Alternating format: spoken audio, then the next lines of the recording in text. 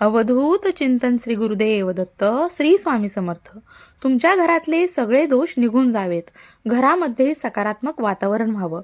घरात जर काही वादविवाद झाले असतील किंवा काही मनाविरुद्ध घटना घडली असेल, काही नकारात्मक घटना घडली असेल, तर घरातलं वातावरण परत पहिल्यासारखं होण्यासाठी काही खास मंत्र वास्तुशास्त्रामध्ये दिलेले आहेत. सोपे, साधे, अगदी 2-3 अक्षरांचे मंत्र आहेत.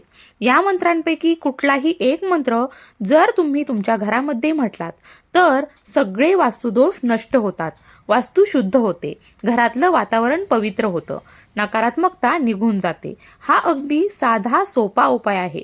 जेव्हा कधी तुम्हाला असं वाटेल की आज घरामध्ये खूप अस्वस्थ वाटतंय किंवा घरामध्ये प्रसन्न वाटत नाही किंवा काहीतरी घरांमध्ये असं घडलंय की त्यामुळे घरातल्यांची मनं कलुषित झाली आहेत किंवा घरातल्यांची मनं उदास झाली आहेत, अशा वेळी या मंत्रांचा जप घरातलं वातावरण पूर्ववत होऊस तर नक्की करावा. मंत्र हे पवित्र असतात. मंत्र हे बाधा नाशक असतात. मंत्र हे शक्तिशाली असतात. मंत्रांमध्ये बदल घडवण्याचं सामर्थ्य असतं. मंत्र नकारात्मकता नष्ट करण्यात सक्षम असतात. मंत्र वास्तुदोष मुक्त करण्यासाठी सहाय्यक ठरतात. मंत्रपठण करण्यापूर्वी अर्थ जाणून घ्यावा. ते मंत्र कोणते आहेत ते तर आपण आता बघूयाच, पण त्याआधी ते मंत्र कसे म्हणायचे ते देखील बघूया. वास्तुशास्त्रामध्ये मंत्रोच्चार मोठ्याने करायचा आहे आणि मंत्रपठण शुद्ध असावं. उच्चार अशुद्ध असू नयेत. मंत्रांच्या मोठ्या उच्चाराने वास्तूमध्ये शुभ लहरी आणि स्पंदनं निर्माण होतात, जी वास्तूतील नकारात्मकता नष्ट करतात. आता वळूया मुख्य मुद्द्याकडे की मंत्र कोणते आहेत. त्यापैकी सगळ्यात पहिला मंत्र आहे श्री गजानन जय गजानन. मंत्र पुन्हा एकदा ऐका.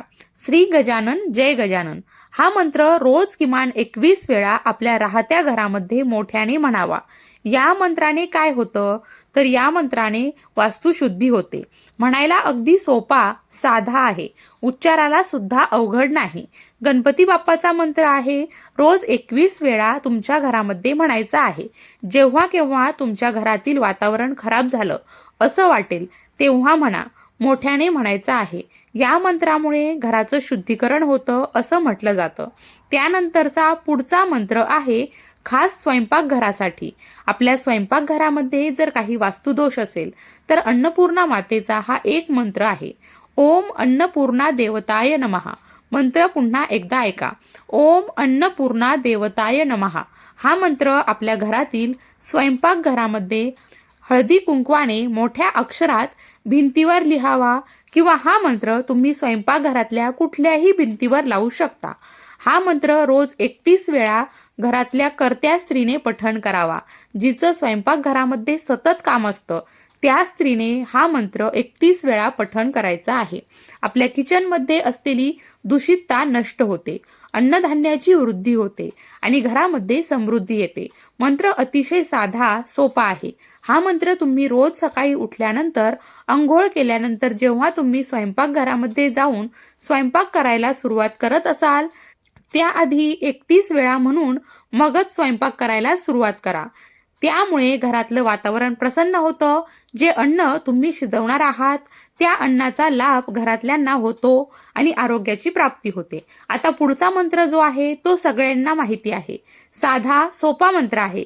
कदाचित तुमच्यापैकी बरेच जण तो मंत्र म्हणत सुद्धा असतील, पण त्या मंत्राची फलश्रुती नक्की काय आहे हे मात्र तुम्हाला माहीत नसेल.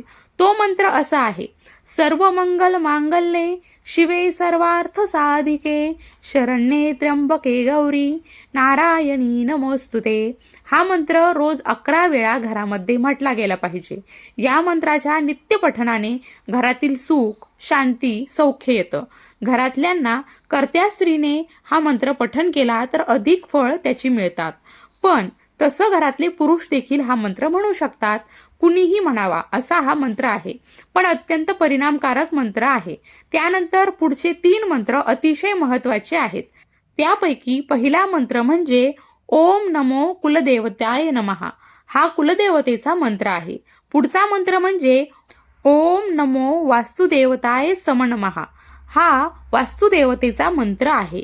त्यानंतरचा मंत्र आहे ओम नमो पितृदेवताय नमः. हा पित्रांचा मंत्र आहे. वरील तिन्ही मंत्र रोज सकाळी किंवा संध्याकाळी किमान 21 वेळा जपावीत. आपली वास्तू शुद्ध होते, आपल्यावर कुलदेवतांची कृपा होते, वास्तुदेवतेची कृपा होते, पितरांची कृपा होते आणि आपल्या घराला त्यांचा आशीर्वाद लाभून घरामध्ये सुख, शांती, समृद्धी येते आणि घराची भरभराट होते. वास्तुदोष सगळे नष्ट होतात. आता हे सगळे मंत्र तुम्ही म्हणणं अपेक्षित आहे का? तर तसं नाही. त्यापैकी कुठलेही मंत्र निवडा.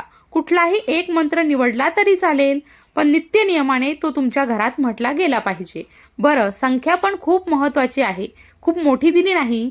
21, 11, 31 वेळा असंच दिलेलं आहे. त्यामुळे म्हणायला फार वेळ सुद्धा लागणार नाही.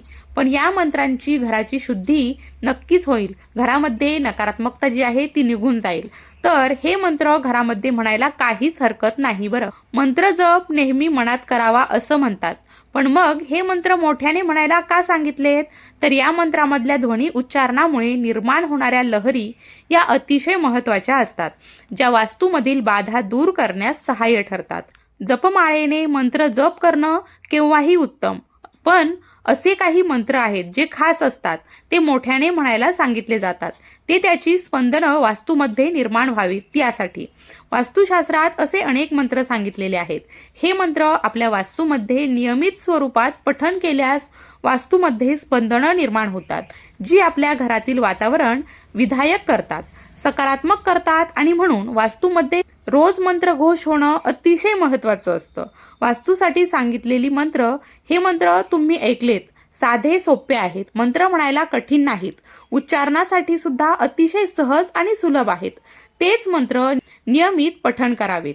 या मंत्र पठणाने वास्तुदोष दूर झाल्याची अनेक उदाहरणं सुद्धा आहेत. भिवू नकोस, स्वामी सदैव पाठीशी आहेत.